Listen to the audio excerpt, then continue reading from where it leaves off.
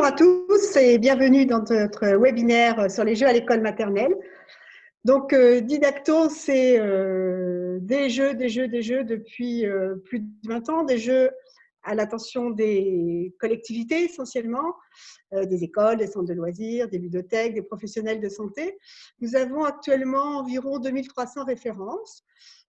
Cette année, on doit être bientôt à 400 nouveautés. Donc, on est toujours à l'affût de ce qui sort, de ce qui se fait, des jeux bien équilibrés, qui ont un bon rapport qualité-prix, qui sont assez solides, qui apportent de la nouveauté. Donc, on est à l'affût de tout et tout ce qu'on trouve bien chez tous les éditeurs, les petits, les grands, on le fait pour pouvoir vous les proposer après. On a le plaisir aujourd'hui d'accueillir Josiane Elayel. Josiane Elayel qui était formatrice des enseignants, principalement en mathématiques, qui est aussi l'auteur de beaucoup d'ouvrages sur les jeux et autour des mathématiques. Et Josiane Elayel, ça fait plus de 30 ans qu'elle prône l'usage des jeux en classe. Donc voilà, donc maintenant c'est passé dans les circulaires officielles, mais elle était, on peut dire, en avance sur son temps. Voilà, et donc je la remercie d'être là et je lui laisse la parole.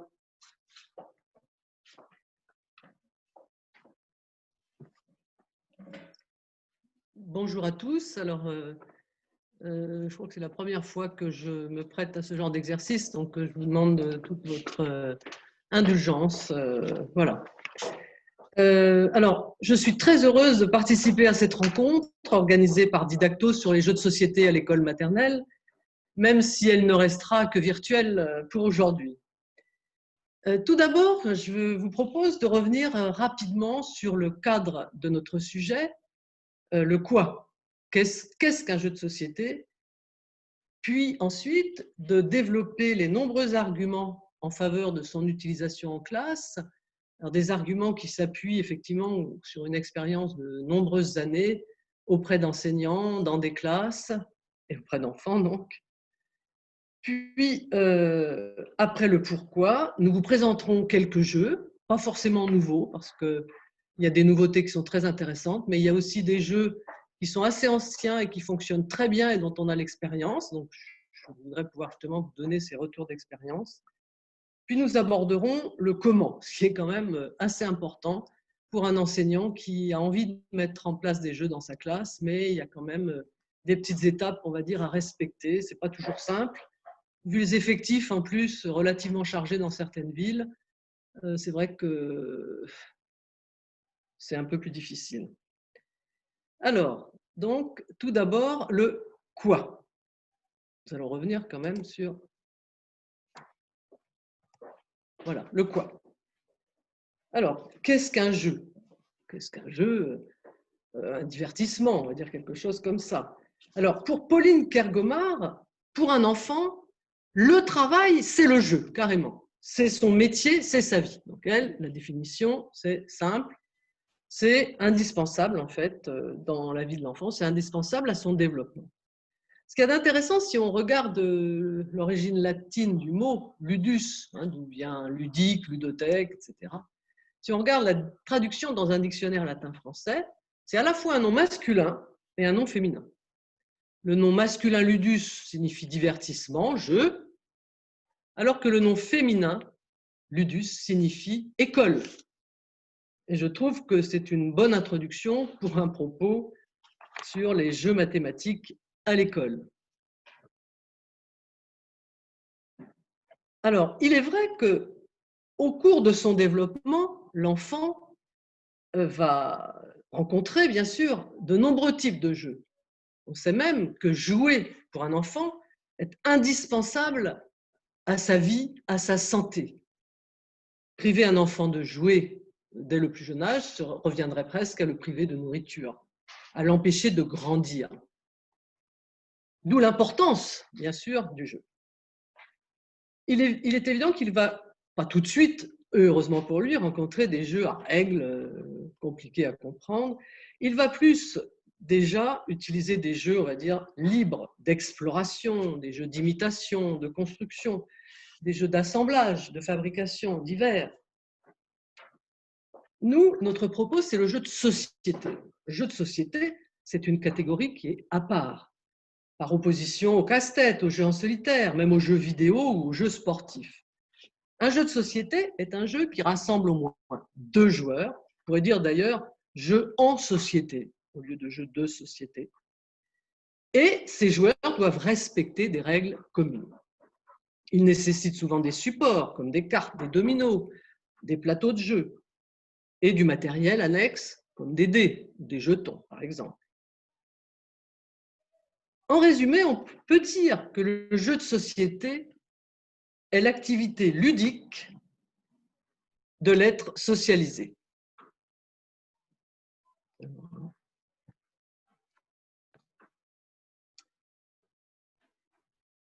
Introduire le jeu de société à l'école maternelle, c'est parier sur la relation entre apprentissage et plaisir.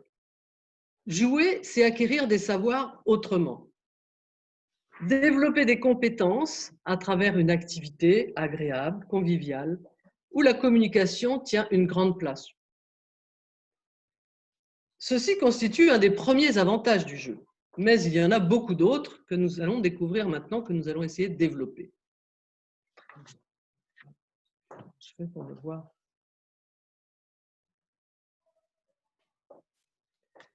Donc, c'est à l'envers, la diapositive. Non, la diapositive à l'envers. Donc maintenant, nous allons nous intéresser au pourquoi.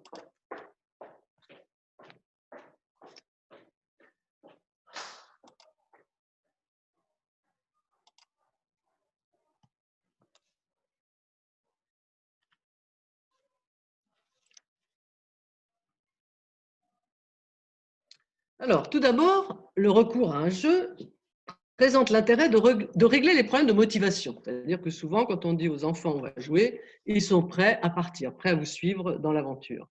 L'enfant adhère ainsi beaucoup plus facilement à ce qu'on lui propose. D'autre part, le jeu a une structure finalisée. Il a en lui-même un enjeu, un sens. D'autre part, il peut offrir un terrain qui va faciliter les relations entre adultes et entre enfants. Il peut aider à neutraliser les tensions. Parce que dans toute situation de jeu, bien sûr, il y a réussite ou échec. Je perds ou je gagne. Mais c'est tout à fait différent de celle rencontrée par les élèves dans les autres situations de classe. Car je joue aujourd'hui, peut-être qu'aujourd'hui je perds, mais demain je peux gagner.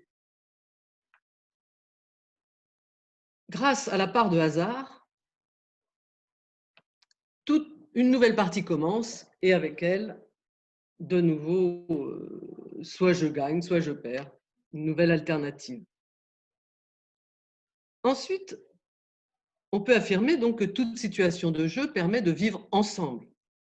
Les jeux de société développent les relations entre enfants et adultes, permettent une entrée efficace dans la socialisation, puisqu'il faut respecter des règles, respecter les autres, respecter le matériel. On pourra d'ailleurs, dans une classe, à l'occasion, afficher ces règles de vie qui correspondent au moment de jeu. Et se plier, il faudra donc se plier à ces règles. Quelque part, on participe ainsi à l'apprentissage de la citoyenneté. Attendre son tour, accepter de perdre, de gagner, sans pour autant s'énerver et en respectant toujours son camarade. Le jeu favorise donc la richesse des expériences vécues par les enfants et ce que disent d'ailleurs les programmes, on peut lire dans le BO du 30 juillet 2020 et on pouvait d'ailleurs le lire dans les BO précédents, il alimente tous les domaines d'apprentissage. On va essayer de voir quels sont les domaines d'apprentissage où il exerce le plus de compétences. Alors, bien sûr, on va surtout s'intéresser à 2 domaines, mobiliser le langage dans toutes ses dimensions et construire les premiers outils pour structurer sa pensée.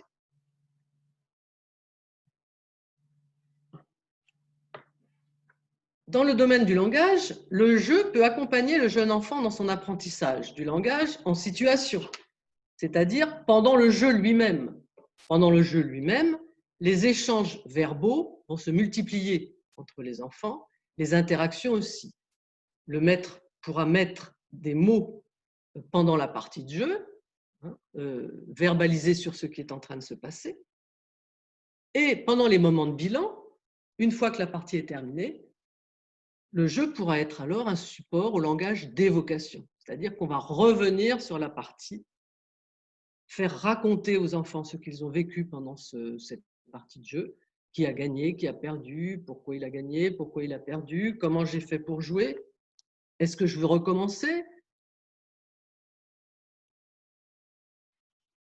Excuse-moi, Josiane.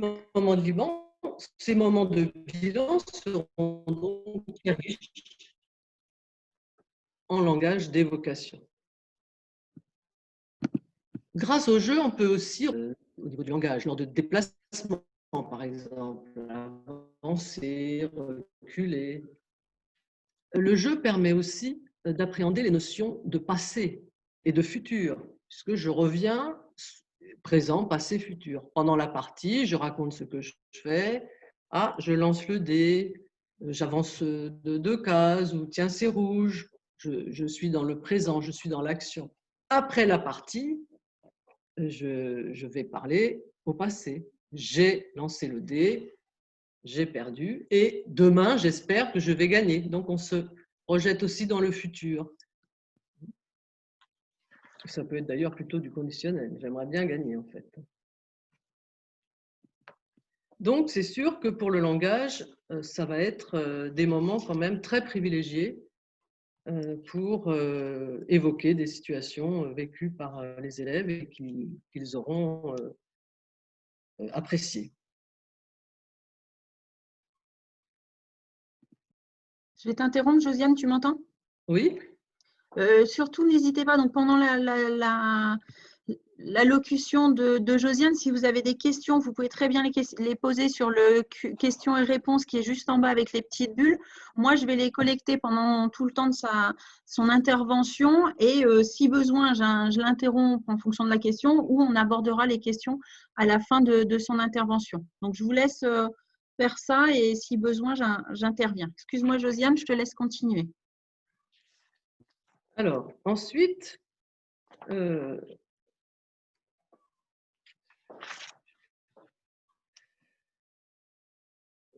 deuxième grand domaine, je vois à l'envers.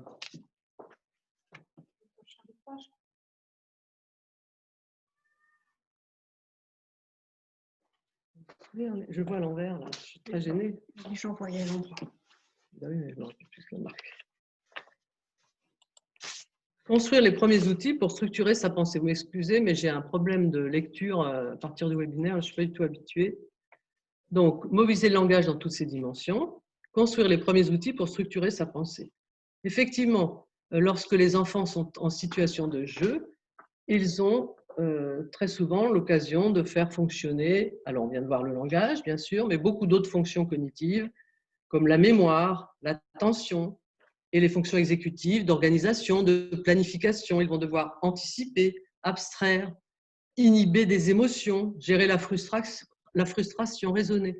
De nombreuses fonctions cognitives qui sont indispensables à la poursuite du parcours scolaire, à la construction des différents apprentissages, vont être travaillées pendant des situations de jeu. Des tout petits jeux, on a des petits jeux simples où on lance un dé couleur, on remplit on met un jeton rouge sur une case rouge, on a l'impression que finalement les enfants n'ont pas une grande tâche à réaliser. Mais au niveau de ce que cela signifie, de ce que cela met en œuvre dans l'attitude et dans le travail de l'enfant, donc il va devoir faire attention, il va devoir lire le dé, il va devoir associer la même couleur que, il va se concentrer sur sa tâche et éventuellement, il va même devoir essayer de s'exprimer. Pourquoi tu as fait ça? Pourquoi tu as posé ce pion à cet endroit? Ensuite, s'il est amené à gagner ou à perdre, il va devoir bien sûr contrôler ses émotions, gérer sa frustration s'il a perdu. Et raisonner en se disant, peut-être, tiens, si le dé avait indiqué telle couleur, il ne se serait pas passé la même chose. Peut-être que j'aurais pu gagner la partie. Le jeu paraît donc être un excellent médiateur dans les différents domaines d'apprentissage. Alors, il y a un domaine qui revient très souvent, bien sûr, c'est celui de la construction du nombre. Et si on regarde là aussi les programmes, le jeu est cité en premier comme exemple de support pour donner du sens au nombre.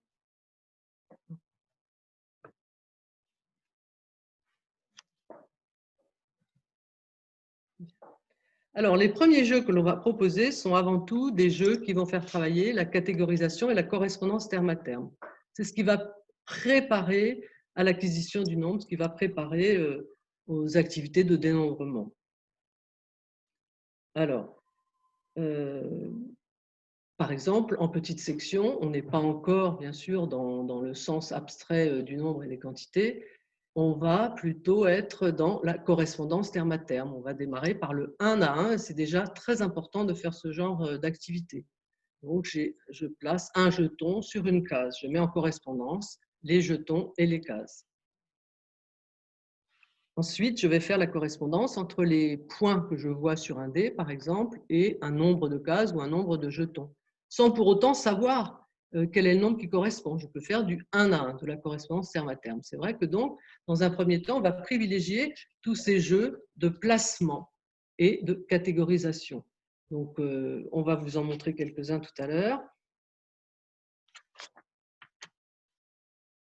Puis, ensuite, petit à petit, donc une fois que les enfants pourront accéder à la représentation et à la reconnaissance du 1, du 2, du 3 sur les dés, eh bien, on pourra lancer des dés à constellation. Et dans un premier temps, ce sera des dés 1, 2, 3, 1, 2, 3.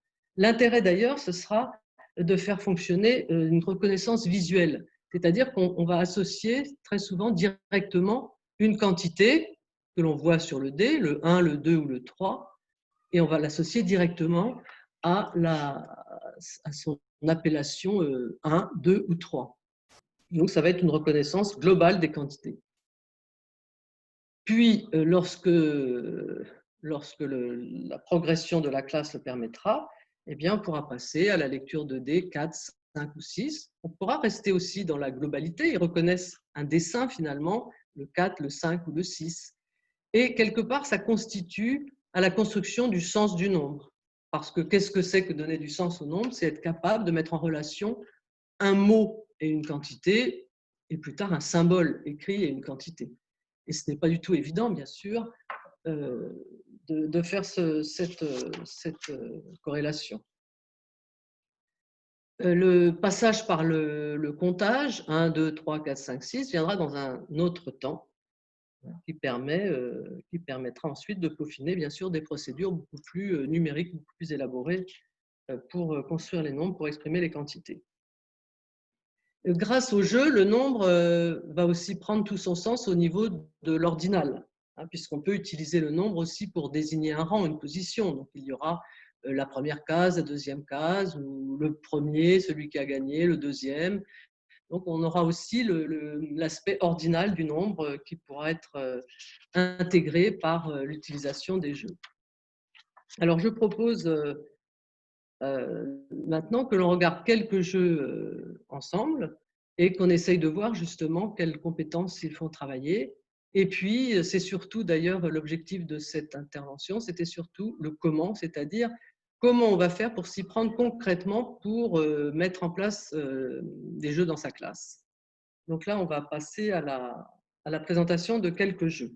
Alors, on va essayer quand même de les présenter, on va dire, de façon progressive, que l'on peut mettre en œuvre de façon progressive.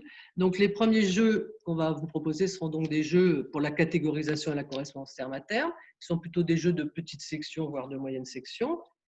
Puis, dans un deuxième temps, des jeux pour comparer, puis pour dénombrer, et enfin, quelques petits jeux pour calculer.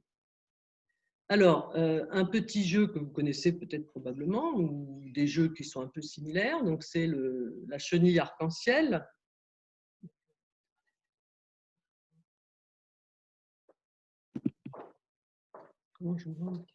Josiane, tu veux que je montre le site? Oui, ouais. Chenille arc-en-ciel, s'il vous plaît. Donc voilà le jeu chenille arc-en-ciel qui est un jeu de couleurs. Voilà, je vous montre la boîte, le contenu. Si Josiane, tu veux commenter le jeu ou si je continue, tu me dis. Oui, donc là, il y a juste à reproduire une série de couleurs avec un découleur quand même. Donc, on doit reconnaître la couleur, placer au bon endroit. Et c'est vrai que ce petit jeu-là, puis il y a la tête aussi à part qu'il faut reconnaître. Hein. Donc, ça, c'est un jeu de placement. C'est important de commencer en petite section par des jeux de placement et d'attendre un peu avant de proposer des jeux de déplacement. Hein, puisque les jeux de déplacement, il y aura se déplacer de case en case, etc. Et ça, c'est souvent difficile de se repérer dans les cases. Donc, on va privilégier ce genre de jeu dans un premier temps. Là, il faut reconnaître même couleur que l'enfant n'a même pas besoin de savoir nommer la couleur. Il reconnaît la même couleur qu'eux et il doit respecter l'ordre dans lequel les anneaux de la chenille se placent. Alors ensuite, vous avez un petit jeu qui s'appelle Ballon. Donc voilà, je vous montre la boîte également et le contenu avec les cartes. Alors c'est un adorable jeu qui est aussi pour des tout petits. Chaque joueur reçoit 5 cartes ballons qu'il pose devant lui. Et il doit piocher une carte action et exécuter l'action indiquée. Par exemple, le ballon violet doit s'envoler ou le ballon rouge éclate. Alors, c'est vrai qu'il y a en plus un aspect assez sympathique dans le jeu, c'est qu'il y a une carte maman. Et la maman, eh bien, elle va réparer les misères qui peuvent nous arriver. Et ça, c'est vrai que c'est très apprécié par les joueurs. Alors ensuite, vous avez un jeu qui, à mon avis, que vous connaissez tous, qui est le jeu du verger, mais qui est vraiment une valeur sûre. Hein. Ça ne fait pas partie des nouveautés. C'est un jeu assez ancien, mais qui fonctionne toujours très bien. Et là aussi, c'est plus un jeu de placement, cueillette. En plus, il y a le petit puzzle du corbeau au milieu. Et ce qui est intéressant, c'est que c'est un jeu de coopération. Donc c'est vrai que dans un premier temps, pour des petits jeux de coopération, on va dire, sont assez peut-être plus faciles à appréhender, parce qu'on est tous ensemble contre, là c'est contre le corbeau, donc il n'y a pas le premier, le deuxième, le troisième, c'est où on gagne tous, ou on perd tous. Et ça a un intérêt, c'est vrai aussi au niveau de la socialisation, de se mettre tous ensemble. Alors ensuite, vous avez un petit jeu, alors là aussi, qui est assez ancien, mais qui fonctionne bien, qui peut servir à la fois de jeu de société et de jeu ça peut être aussi un jeu en individuel. On peut remplir individuellement. Alors, ça s'appelle Colorama. Donc, soit on joue avec un dé, 2 dés. Il y a toute une petite évolution, une petite progression. Soit on peut même remplir tout seul les cases en respectant les formes et les couleurs. Donc là, c'est vrai qu'il y a un critère supplémentaire, qui est le critère de la forme. Et donc, qui rentre aussi, bien sûr, dans le cadre des domaines d'apprentissage à l'école maternelle. Classer les formes, reconnaître les formes. On n'est pas obligé de savoir les nommer. Hein. Ce qui est intéressant à voir, c'est que ce soit la couleur ou la forme, on est dans de la reconnaissance de même que. On n'est pas encore obligatoirement dans le vocabulaire. Bien sûr qu'à l'occasion du bilan des jeux, l'enseignant va donner le vocabulaire, aussi bien des couleurs que des formes s'il le veut. Mais ce n'est pas l'objectif en soi, bien sûr. Alors, maintenant, nous allons vous présenter, alors peut-être plus en réalité, pour vous montrer les petites pièces de ce jeu qui est assez magnifique, qui s'appelle Hop Hop Lapin. Ah ben. Donc je vous laisse, Laurence va vous montrer le jeu.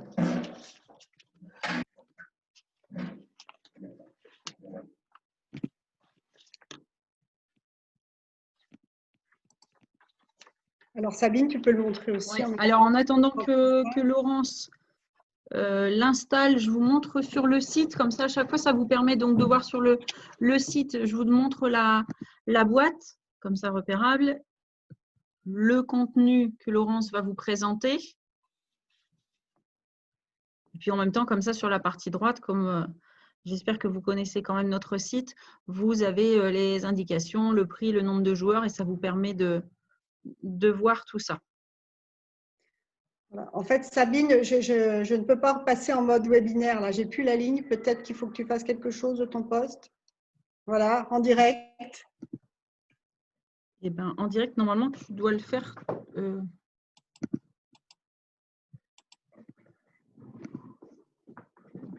n'ai pas la petite ligne qui va bien pour vous placer le jeu sous la caméra. Je suis désolée.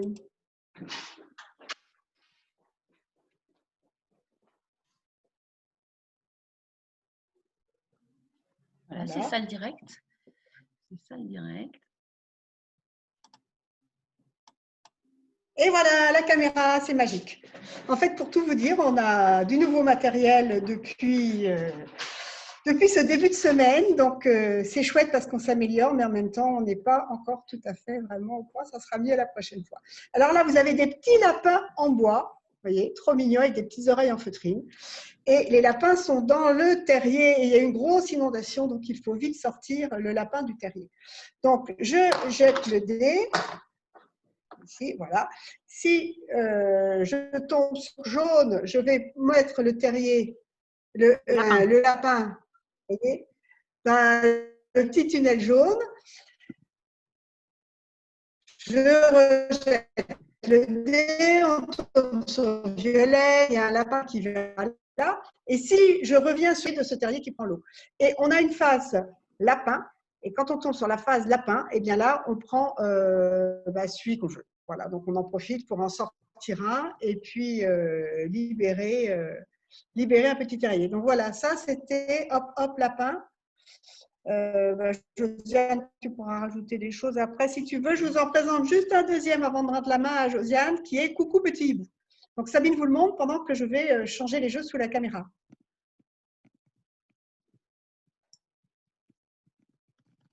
Sabine? Oui. Je suis revenue.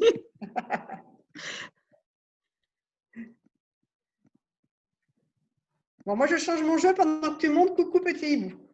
Oui, voilà, excusez-moi, je vais y arriver.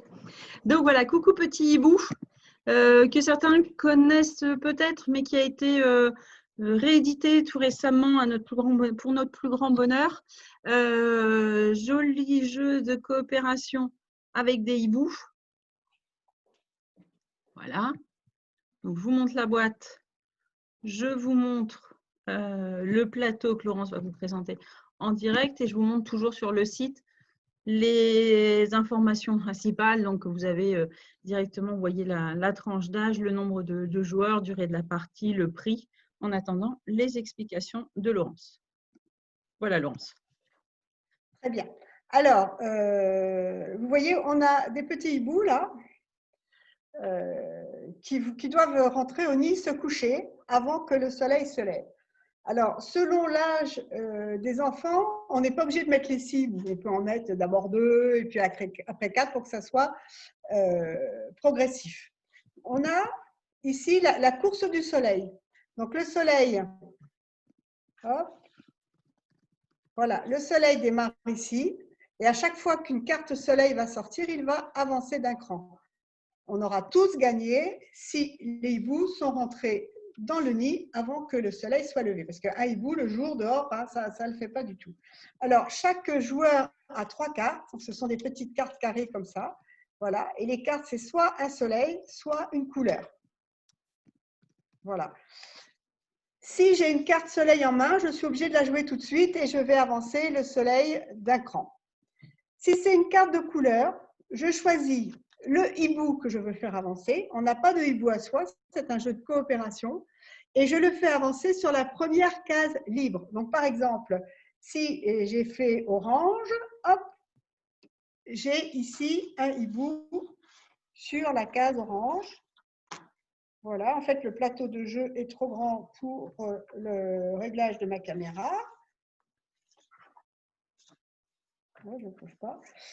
Et alors, bon, vous devinez le plateau de jeu sur la case orange.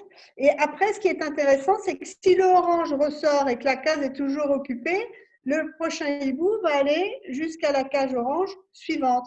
Ce qui fait qu'en fonction des déplacements des hiboux sur le plateau, on va pouvoir vraiment optimiser les déplacements. Donc ça, c'est un jeu, les petits peuvent y jouer vraiment de manière mécanique. Et les plus grands peuvent réfléchir pour avancer le plus vite possible et avoir le plus de chance. Et je repasse la main à Diane.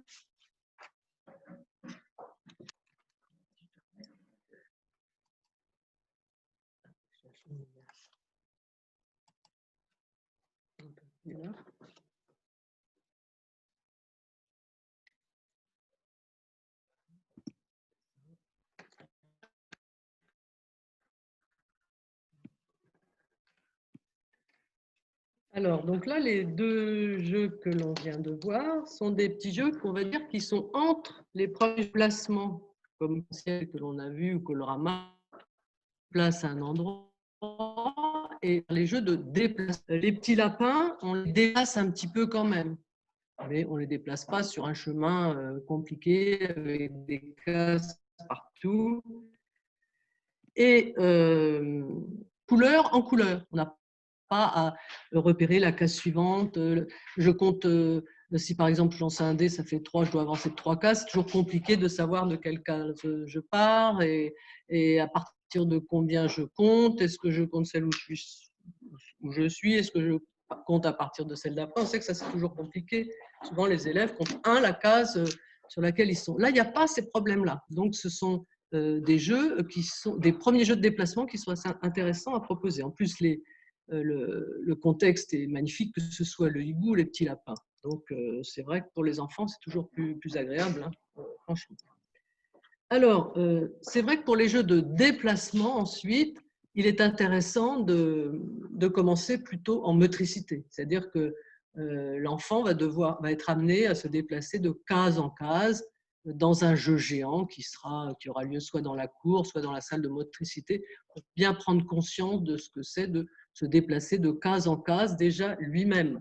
Après, on peut aussi éventuellement faire déplacer des voitures dans des petits circuits, là aussi, c'est un objet que je déplace moi-même de case en case pour petit à petit arriver finalement sur un support de jeu qui est quand même miniaturisé par rapport à tout ça et où je pourrais, si j'ai eu cette expérience motrice, je pourrais maintenant comprendre ce que signifie se déplacer sur ces cases. Donc là aussi, il y a des petites progressions quand même à toujours bien prendre en compte. Donc, toutes ces activités qui sont en fait, qui nous font travailler des compétences, on a dit, de catégorisation, c'est-à-dire je mets ensemble ce qui va ensemble. Même si je place ou si je me déplace, il y a toujours quand même en arrière-plan la même couleur. Après, il y a des petites histoires, forcément. Donc, je dois sortir du terrier ou je dois arriver avant le soleil. Mais au niveau de la tâche mathématique, je suis quand même un peu toujours dans cette catégorisation et ce placement, cette correspondance terme à terme, souvent. On va arriver petit à petit vers des jeux qui vont amener les enfants à comparer des quantités. Alors, pas encore à les nommer, pas encore à les associer à des nombres, voire à des écritures chiffrées, mais comparer des quantités qui peuvent d'ailleurs être continues, hein, c'est-à-dire un dessin, une ligne ou une quantité. Alors, si on avait bien sûr des liquides à comparer, ça serait… À l'œil, on peut voir aussi des fois ce qui est plus grand, ce qui est plus petit. Vous avez une activité comme de cartes que vous connaissez probablement qui est Batawaf, où là, on va être amené à comparer à la fois des nombres et des quantités en se référant à des mesures. Donc, Batawaf, si tu peux le montrer. Batawaf. Sabine, si tu peux montrer Batawaf. Oui, voilà, j'ai projeté Bata Miaou, mais qui est exactement pareil, sur le même principe que Batawaf. Batawaf, on avait des petits animaux. Là, les Bata Miaou, on est sur des chats. Et l'idée, c'est une comparaison.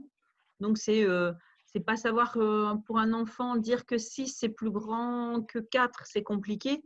Mais dire que ce chat-là est plus grand que celui-là, ils peuvent le faire. Surtout qu'ils le voient. Voilà. Donc, ils peuvent voir que voilà, celui-ci est plus grand que celui-ci. Voilà. Donc, sans connaître les valeurs, mais visuellement, voir que celui-ci est plus grand que celui-là. Voilà, donc là, on va être dans une comparaison en s'appuyant effectivement sur l'œil, hein, sur la mesure. Voilà. Batamiaou, Batawaf et Batanimo qui sont tous les trois sur tout à fait le même principe. Voilà. Alors, vous avez ensuite un jeu avec un support un peu plus complexe, mais qui est très joli, qui s'appelle Saute-Lapin. Et là aussi, on va être amené à faire des comparaisons dans des contextes de mesure. Donc, je vais laisser la place à Alors moi, en attendant que Laurence qui va vous le présenter. En attendant que Laurence installe le jeu, moi je vous présente Saute-Lapin. Donc Laurence va vous présenter Saute-Lapin. Voilà la boîte, c'est une boîte de chez Abba avec des jolis petits lapins en bois. Un dé. Voilà. Donc, toujours sur le site comme ça. Vous avez toutes les explications en termes d'âge, en termes de nombre de joueurs, de durée de partie, de prix. Voilà, toutes les indications sur le site. Donc, vous voyez, à chaque fois dans les rubriques, là, on voit jeux en famille, jeux conviviaux enfants, saute-lapin. Voilà, Laurence, tu peux faire la présentation. Alors, donc j'ai disposé le jeu sous la caméra. Ça, c'est l'île de départ des lapins. Et ici, c'est l'arrivée. Alors, à l'arrivée, il y a des carottes, des super bonnes carottes à manger de 3 tailles différentes. Alors, normalement, on espace les 2 îles plus que ça, mais là, je vais sortir du champ de la caméra. Alors, le principe, c'est que je jette le dé et c'est orange. Donc, je vais évaluer donc, la poutre orange, c'est celle-là. Donc, dans ma tête, je dois me rendre compte à peu près à quelle distance je vais mettre la poutre. Et je me dis que ça, c'est bon. Et hop, je fais une petite passerelle et c'est bon. Et mon petit lapin va pouvoir aller là. Donc, voilà. Donc, toute l'histoire de ce jeu, c'est de faire des estimations de l'endroit où je vais mettre ma poutre pour recevoir ma petite… Le pilotis qu'on met. Le pilotis, oui, c'est plus joli. Pour recevoir la poutrelle de la couleur indiquée par le dé. Donc, si je ne vais pas assez loin, bah, c'est dommage, mais ça marche. Si je vais trop loin, bah, là, ça ne marche pas du tout. Mon lapin ne peut pas avancer. Voilà, c'était Saute-Lapin et je repasse la main à Josiane. Je vois que le temps passe vite, finalement. Ça, oui. Alors, en attendant que tu présentes la vie de petit pingouin. Pardon. Alors oui, donc maintenant, ce qu'on va vous présenter, c'est des jeux où on arrive vers le dénombrement. C'est vrai que donc là, on va arriver petit à petit à désigner les nombres. Alors, il y a Vite Petit Pingouin. Il y a Mickey & Co, que vous connaissez peut-être, jeu du hérisson. Il y aura ensuite le jeu de l'arbre et un loto des fruits à compter. Alors, on n'aura peut-être pas le temps de montrer encore tous les jeux en détail, puisqu'il y a quand même des choses à raconter sur le comment, vous vous rappelez. Donc, peut-être qu'on va encore présenter un ou 2 jeux. On va revenir sur le comment et puis on représentera d'autres jeux pour finir. Donc là, Vite Petit Pingouin et Mickey. Puis après, on reviendra sur le comment introduire les jeux dans sa classe.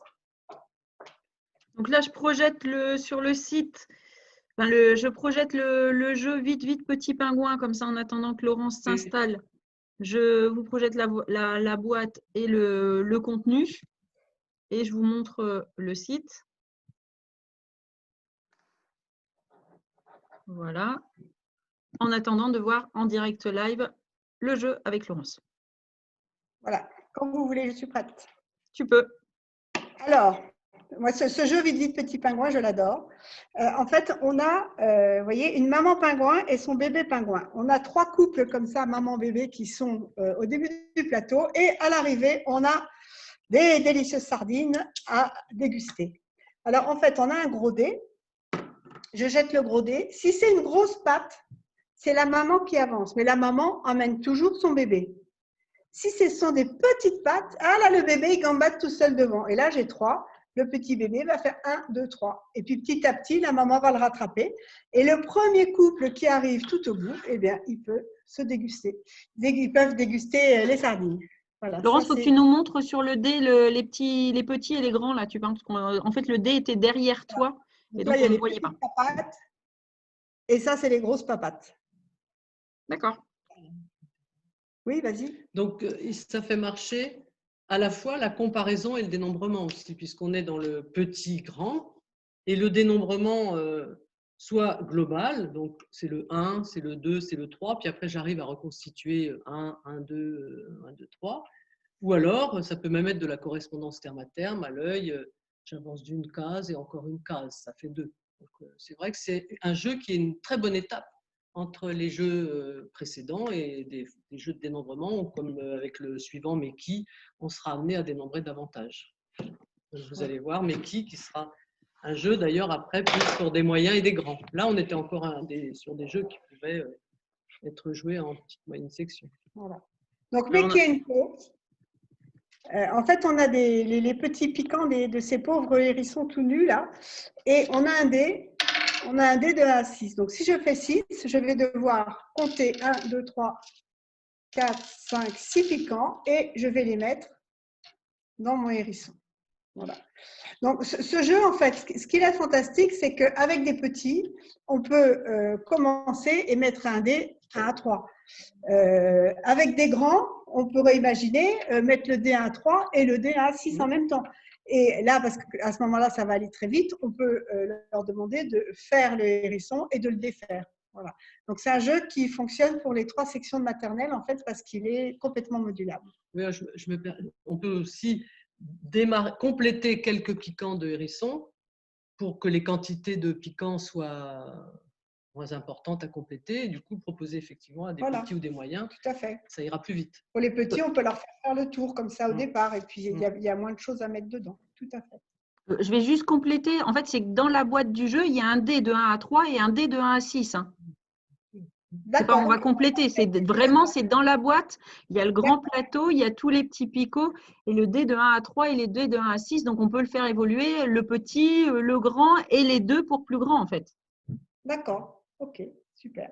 Je l'ai beaucoup vendu, c'est pour ça. Donc on va repasser, je repasse la parole à Josiane.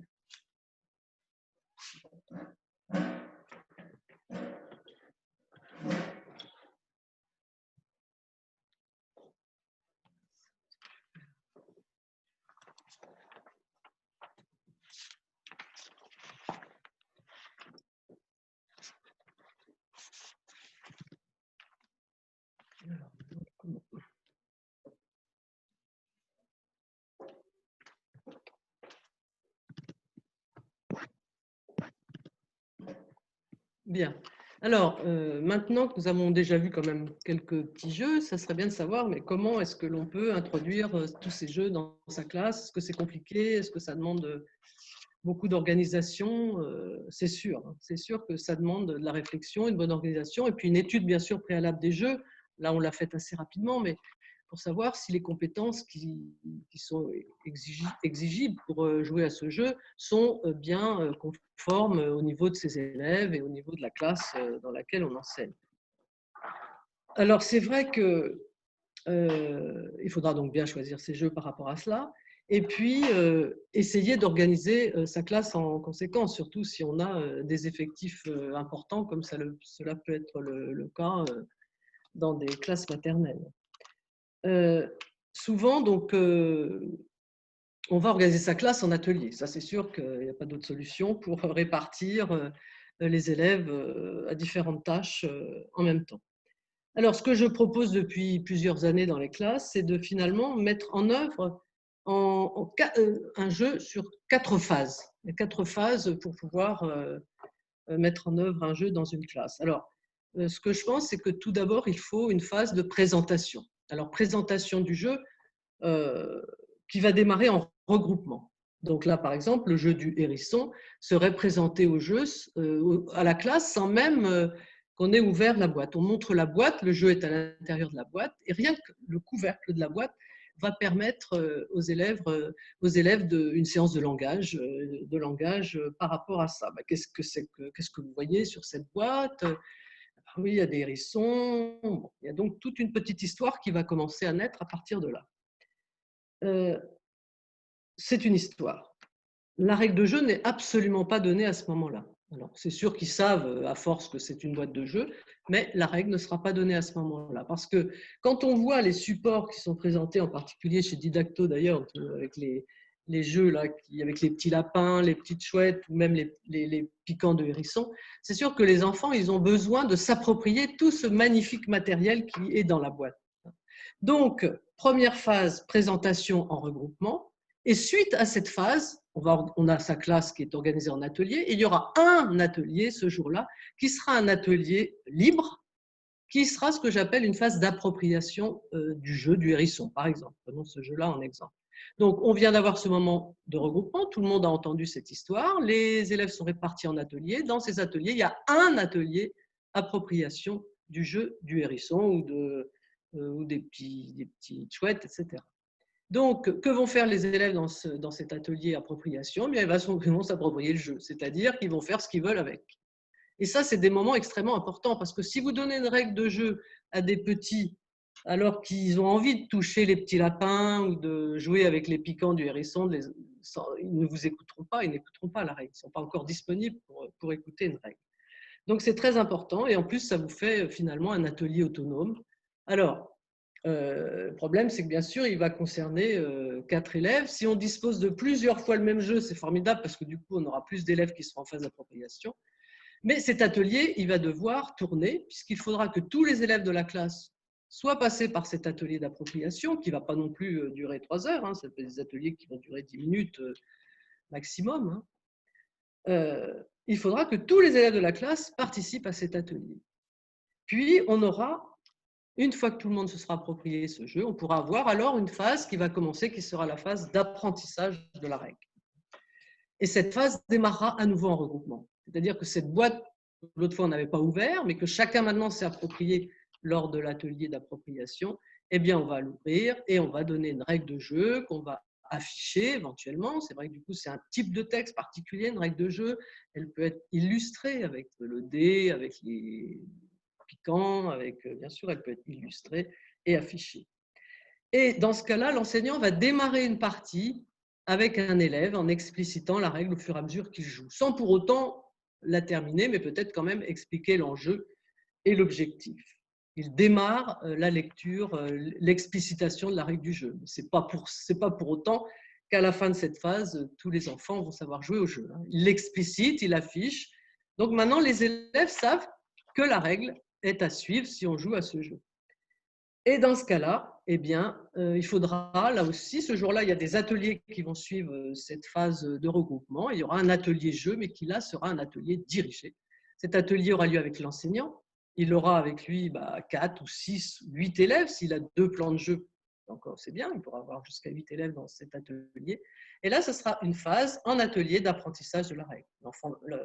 L'enseignant va bien sûr réexpliciter la règle autant de fois qu'il le faudra, jouer avec ses élèves s'il le faut, puis laisser les élèves jouer ensemble.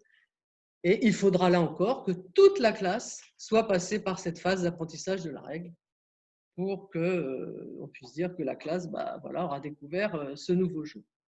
C'est vrai qu'une fois qu'on a suivi cette progression, eh bien, après, on aura une phase de réinvestissement qui pourra s'étendre jusqu'à la fin de l'année. C'est-à-dire que tous les enfants seront passés par la phase d'apprentissage de la règle, se seront appropriés le jeu, et ensuite, on pourra avoir des ateliers autonomes autour de ce jeu. Josiane ? Oui. Excuse-moi, je t'interromps maintenant. J'ai une question. Je ne sais pas si tu veux y répondre maintenant ou un petit peu plus tard. Oui. J'ai une question.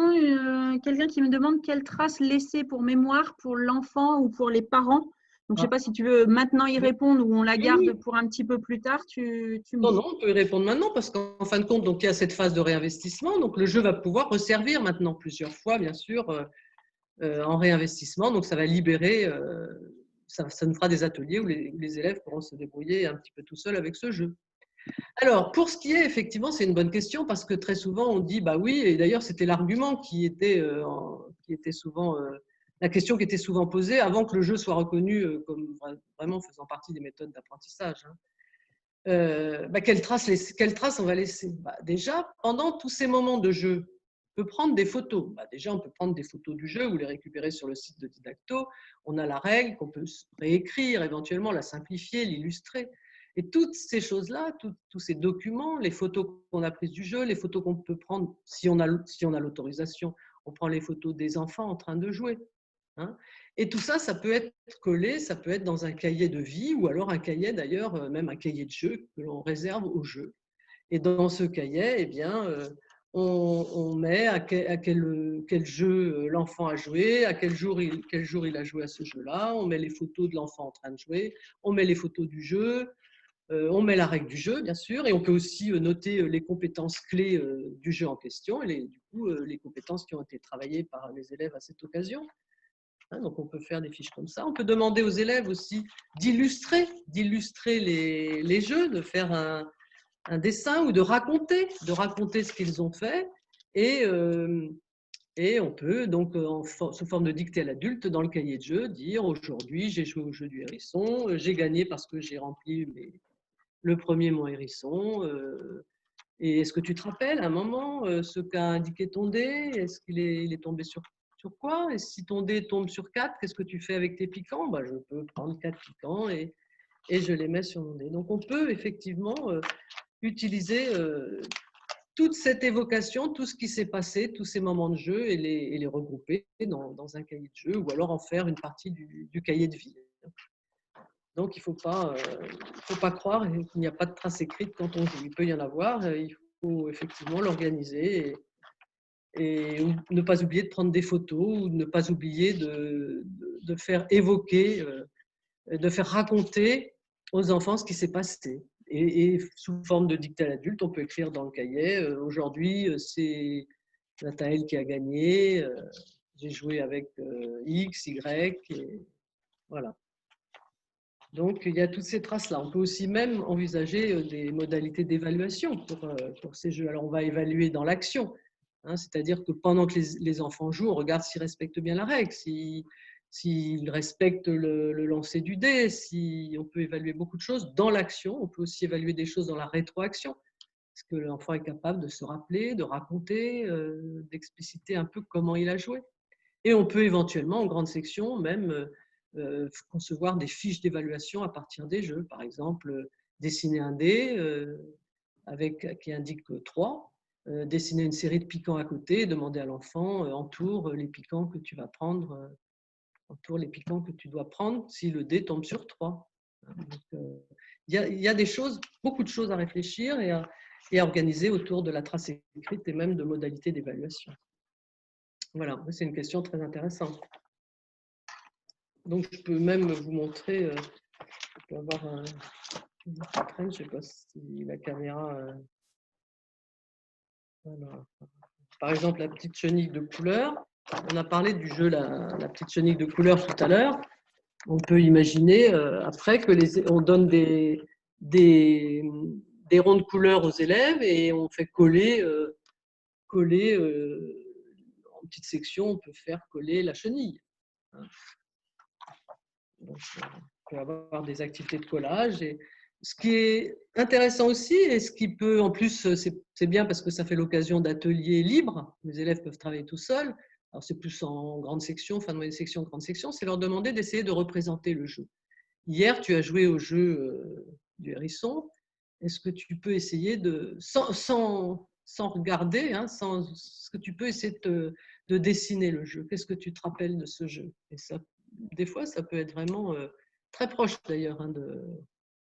Des fois, ils respectent vraiment le nombre de trous, ils respectent le nombre de cases, rien que de mémoire. Voilà, donc il y a beaucoup de choses à faire, mais il y a beaucoup à réfléchir, c'est sûr.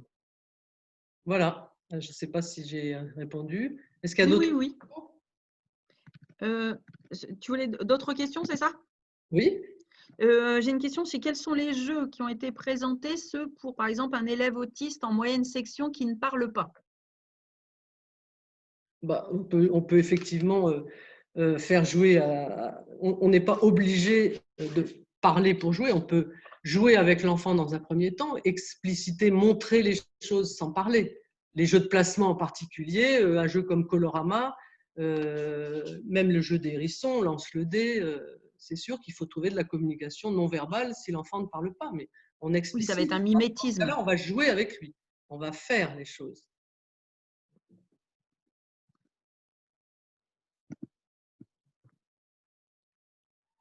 Est-ce qu'il y a d'autres questions? Non, pour l'instant, j'en ai pas d'autres. Je te laisse continuer. Bon,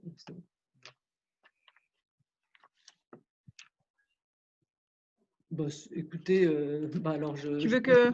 on arrive à la fin malheureusement du webinaire. C'est sûr qu'il y aurait beaucoup de choses à dire encore, ou beaucoup d'autres jeux à présenter.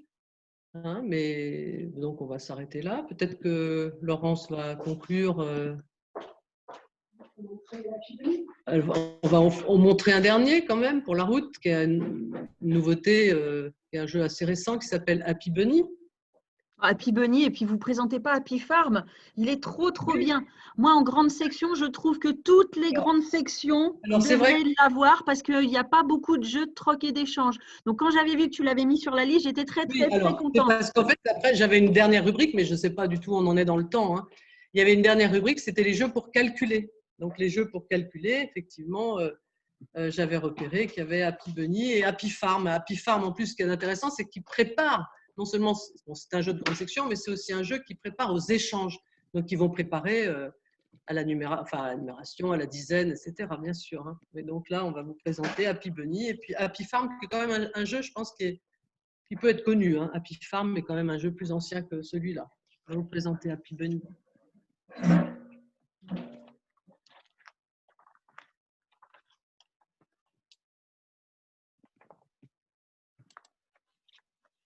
Alors, j'ai une question, si vous m'entendez, Laurence et Josiane.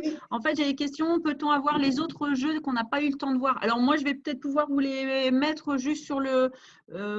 projeter sur le site après, dès que Laurence a… Oui, parce qu'il y en avait beaucoup d'autres. Oui, puis après, on pourra envoyer un petit récapitulatif à tout le monde aussi. Oui. Ouais. Comme ça, vous aurez la liste qui arrivera par mail. Alors, donc là, Laurence va vous présenter Happy Bunny. Voilà, alors Happy Bunny, on a d'un côté le petit lapin et il est attendu par le fermier. Voilà. Et là, j'ai planté, avant le webinaire, plein de carottes dans le potager. Incline un petit peu le plateau de jeu pour qu'on voit que les carottes sont plantées dans le plateau de jeu, s'il te plaît. C'est mieux là? Voilà, vous voyez, en fait, ou dans l'autre sens. Les carottes sont plantées et elles ont différentes tailles et certaines sont croquées et d'autres pas. Donc celle-ci, par exemple, elle n'est pas croquée et le but, c'est de retrouver toutes celles qui ont été croquées. Donc celle-là ne l'est pas non plus. Bon, alors je vous explique le jeu. On jette le dé. Voilà, rouge, le petit lapin se rend jusqu'à la case rouge. Et sur la case rouge, vous voyez, il est écrit 2. Donc, j'ai le droit de cueillir 2 carottes. Donc, je vais cueillir cette carotte-ci. Et, elle est croquée. Donc, elle est gagnée. Et je vais la mettre le long de la boîte. Et le long de la boîte, regardez, il y a une petite règle. Voilà, et je vais faire comme ça une longueur de carotte le long de la boîte. Donc, celle-là, elle est gagnée, super. Et j'avais le droit à un autre, de déterrer une autre carotte. Donc, j'en prends une autre.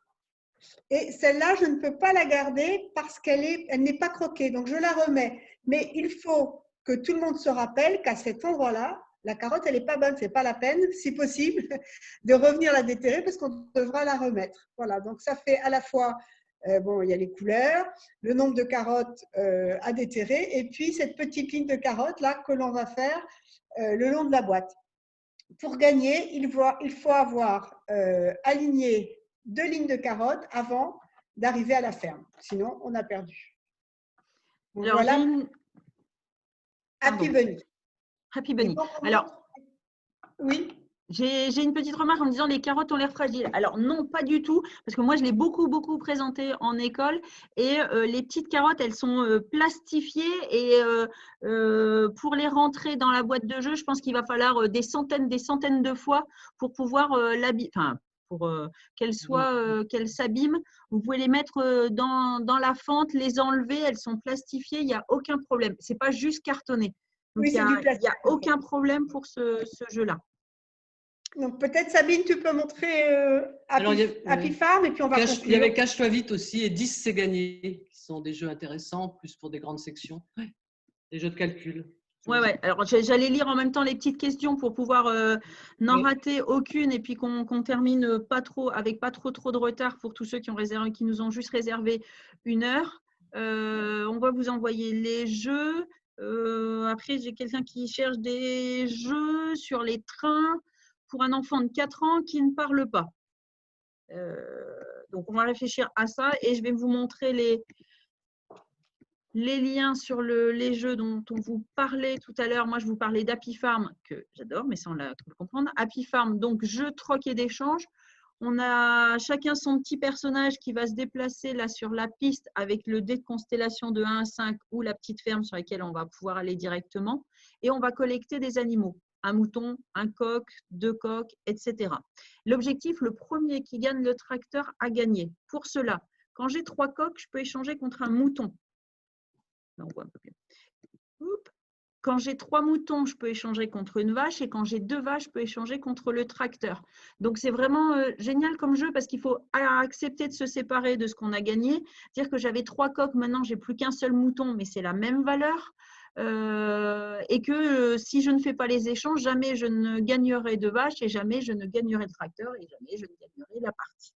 Donc voilà. Ça prépare à la numération, aux échanges. Ouais. Numération. Donc voilà, ça c'était le jeu Happy Bunny que Laurence vous a présenté. Comme ça, vous avez une autre vue sur le jeu et sur les jeux. Et après, c'était quoi? Quel jeu tu voulais montrer? Il y a Cache-toi vite aussi, qui est un jeu très. Et Cache-toi vite. Et puis 10, c'est gagné. Ouais, et ben, je te fais ça dans la foulée. Mettre ces jeux-là sur le site. Ouais, Cache-toi vite. Où donc on a 6 capsules de couleurs. On a des petits moutons que l'on va cacher sous les capsules. Au départ, on peut commencer en mettant 5 sous chacune des capsules. On va lancer le dé et on va demander à l'enfant, par exemple, sous capsule rouge, combien y a-t-il de moutons sous la capsule rouge? Si on vient de commencer la partie, j'en ai mis 5. Si quand on soulève, l'enfant dit 5, à ce moment-là, il gagne un des petits moutons et maintenant, il n'y en reste plus que 4. Donc, il va falloir mémoriser les quantités qui vont évoluer sous les capsules. Il y a 2 dés parce qu'un dé avec les 6 couleurs et un dé avec simplement 3 couleurs pour qu'on ait moins de quantité à mémoriser. Tu voulais rajouter quelque chose ou ça te convient comme explication, Josiane? Je repensais à la question pour le petit enfant de 4 ans qui ne parle pas. Oui. Je pense aussi à tous les jeux de domino, de loto, de memory. En fait, la compréhension est très explicite et on peut jouer sans avoir accès au langage dans un premier temps. Et par contre, ça n'empêche pas la personne en face, l'autre joueur, de parler, d'expliciter et puis d'exprimer ses émotions aussi.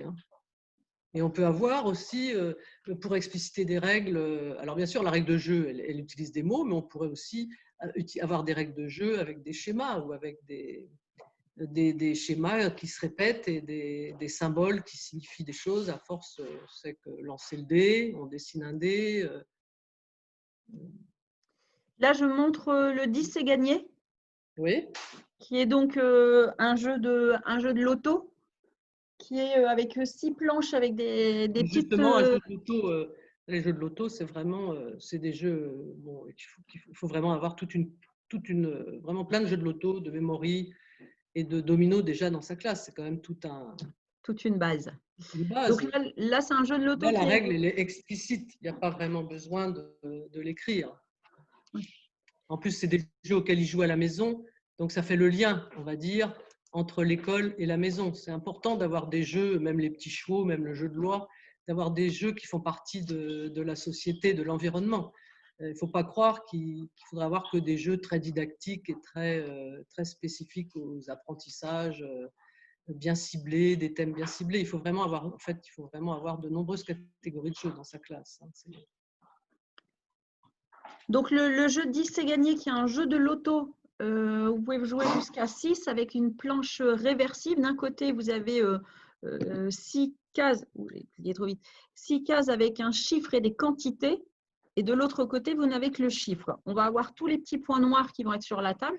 Chacun son tour, on va retourner un point noir. Et en fait, on va devoir mettre son point noir sur la quantité pour compléter, parce qu'on est complément à 10.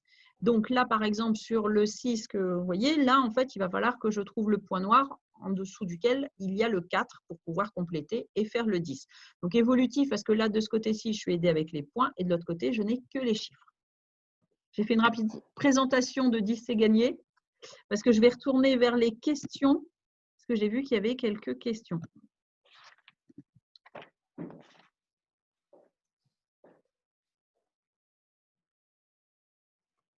Alors, qu'est-ce que… Oula, j'ai perdu les questions.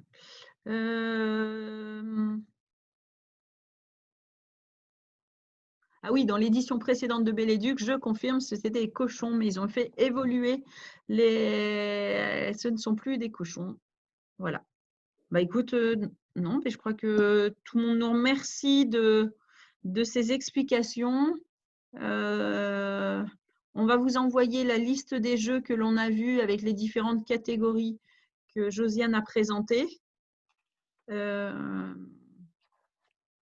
Ah bah c'est ce qui est super, c'est que on a quelqu'un qui dit je suis conforté par cette intervention et boosté pour continuer mes interventions. Très bien. Donc très très bien sur ce qu'on vient de présenter. J'espère qu'on a répondu un petit peu à vos questions, à vos interrogations, que ça en a peut-être provoqué d'autres.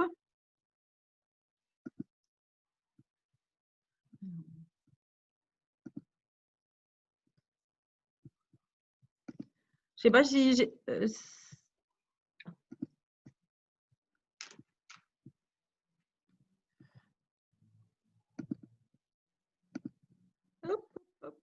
sais pas si Josiane, tu as quelque chose pour conclure. Est-ce que quelque chose que tu veux préciser ou sinon on va fermer la session en précisant que donc sur notre site internet vous pouvez…